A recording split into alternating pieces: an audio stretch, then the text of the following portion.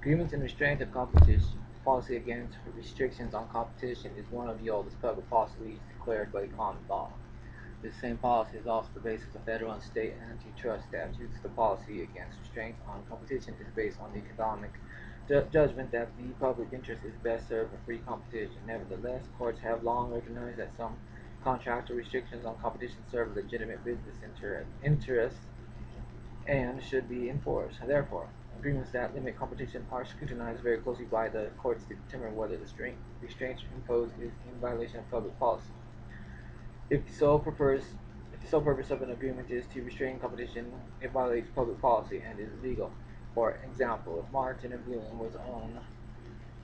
who own competing business enter an agreement whereby each agrees not to solicit or sell to the other's customers, such an agreement would be unenforceable where the restriction on competition ancillary to ancillary to an otherwise illegal contract. The result may be different because the parties may have a legitimate interest to be protected by the restriction on competition.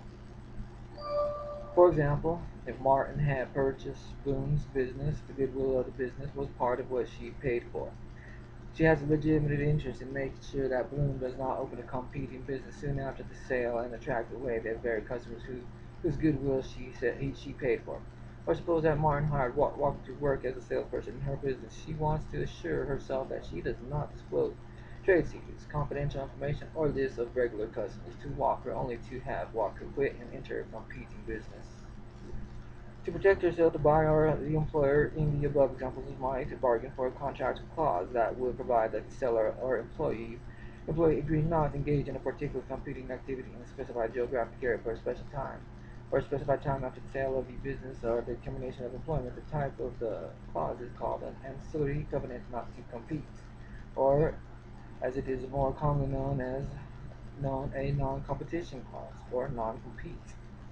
Such clauses most frequently appear in employment contracts, contracts for the sale of a business, partnership agreements, and small business buy-sell agreements. In an employment contract, the non-competition clause might be the only part of the contract that the parties put in writing.